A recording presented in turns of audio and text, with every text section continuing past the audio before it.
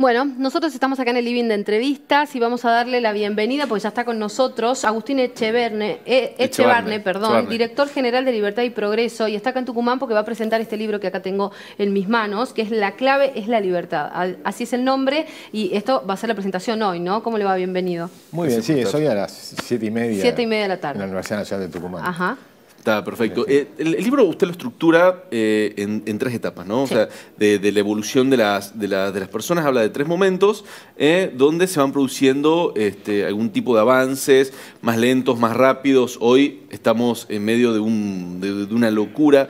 Y usted habla de que la clave para el progreso y para todo ese tipo de cosas está basada en la libertad de las personas. ¿Podríamos profundizar un poquito más sobre eso? Sí, lo que estamos mostrando es, yo arranco con 1 millón de años. Sí. Cuando uno mira, realmente la evolución es muy lenta. Y después en un momento empieza a haber una burbuja que empieza a crecer y se preguntan algunos autores qué es lo que está pasando. El primero que se pregunta es Adam Smith. Sí. Entonces empieza a preguntar, pues la pobreza era lo normal. La pobreza es lo que ocurrió siempre. Sí. Cuando la gente empieza a preguntarse cuál es la causa de la pobreza, se equivocan. No tiene causas. La pobreza es lo normal. Lo que tiene causas es la riqueza. Y entonces Adam Smith escribe su famoso tratado que es la naturaleza y causa de la riqueza de las naciones. Sí. Claro. Y ahí empieza con el tema de la libertad. Entonces, es decir, ¿por qué ocurrió en Inglaterra? ¿Por qué Inglaterra? ¿Por qué en Bélgica? ¿Por qué en Escocia? ¿Por qué va a Estados Unidos? ¿Por qué Argentina llegó a ser el número 1 del mundo? Claro. Y entonces, simplemente los que van teniendo éxito son los que adoptan las ideas de la libertad. Cuando Argentina se separa de las ideas de la libertad, es cuando empieza a decaer y nos empiezan a pasar el trapo todos los países que van adoptando las ideas de la libertad. Entonces nos pasan el trapo los países europeos. Nosotros éramos más ricos que casi toda Europa. Sí. Sacando el norte de Europa, Claro. el resto, nosotros éramos más ricos que todos.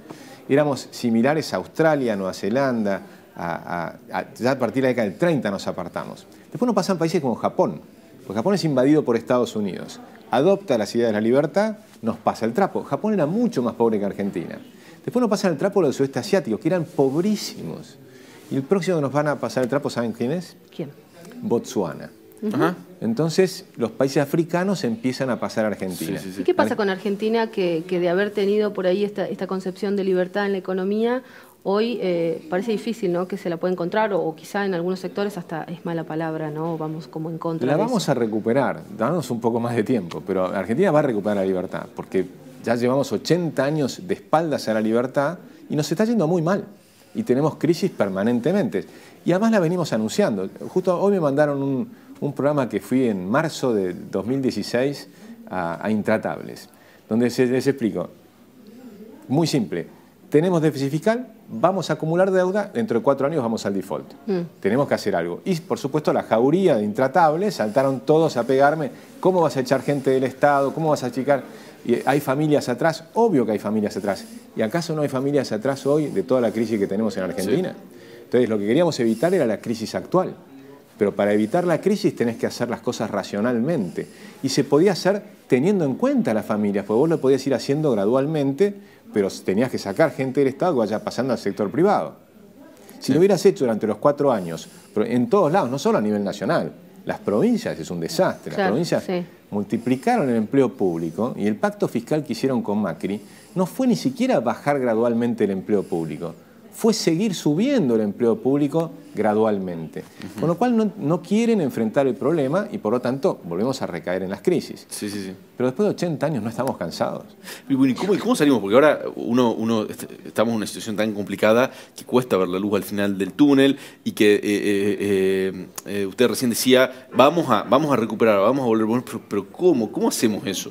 Bueno, tenemos que, por lo pronto hay que entender que el consenso del pensamiento en Argentina, cuando se juntan a hacer el consenso, los empresarios, los sindicalistas y los políticos, el consenso está equivocado. Entonces tenemos que empezar a escuchar gente que habla distinto. Pues si vamos a ir al consenso, fíjense que los ministros son los mismos. Pratcay estuvo con todos, o sea, Labaña estuvo con todos. Claro, siempre se habla de esto, ¿no? De lo cíclico que es este país, ¿no? En el razonamiento. Piensan permanentemente de la misma manera. Dicen, por ejemplo, que hay que poner plata en el bolsillo de la gente y de esa forma aumenta la demanda y entonces las empresas empiezan a vender. Lo probaron 50 veces, no funcionó nunca. ¿Por qué no prueban en algún momento empezar a ver los que dicen lo contrario? Los que estamos diciendo, mira, vos no podés gastar más de lo que te ingresa, igual que en tu familia. Si gastás más de lo que te ingresa, vas a generar deuda. Y si generas deuda en algún punto, vas a ir a una crisis. Que es lo que pasó matemáticamente en los últimos 80 años. Siempre. Entonces, si se repite el ciclo, cortemos el ciclo. dejemos de gastar más de lo que te ingresa, por lo tanto tenés que tener programas de austeridad, bajemos la cantidad de gente que está dependiendo del Estado y liberemos al sector privado.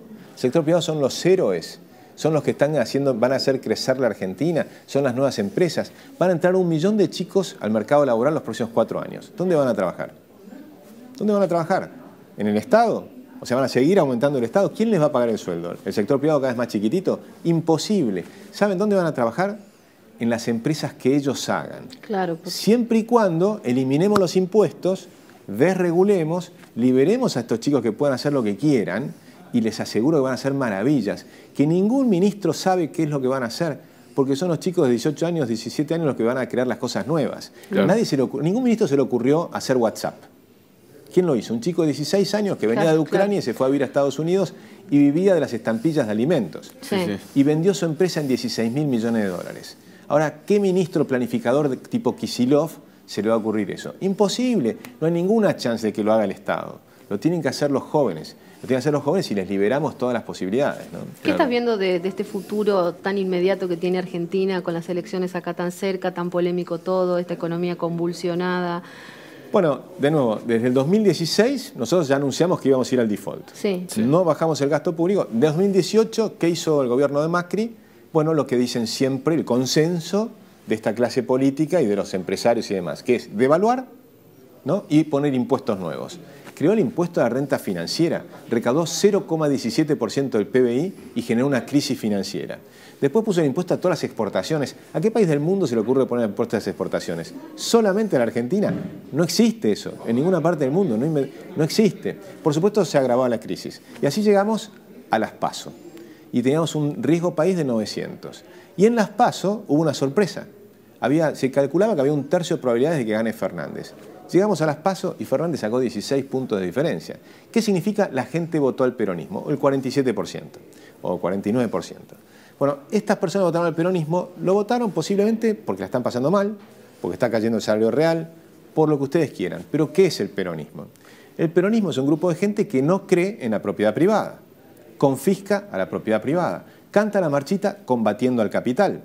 El peronismo confiscó los ahorros que teníamos para la jubilación. ¿Y se acuerdan cuál fue la excusa que nos dijeron? ¿Con los de la FJP? Las FJP. No me acuerdo.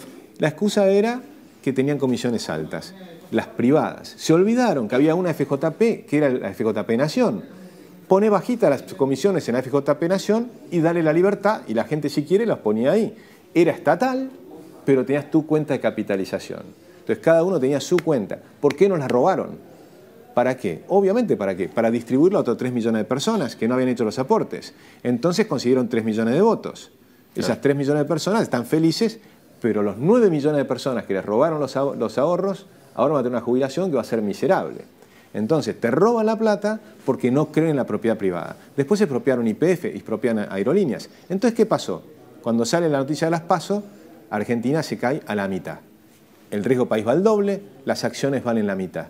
Y esa es la Argentina actual. Entrando en crisis, empieza una fuga de capitales feroz. ¿De dónde estamos hoy? Bueno, muy bien. Esta tarde, entonces, a las 7 de la tarde, en la Universidad del Norte Santo Tomás de Aquino, acá 9 de julio al 100, es la presentación del libro. A las 7:30. A las 7:30, perdón. Bueno, muchas gracias por venir, ¿eh? Gracias, un placer,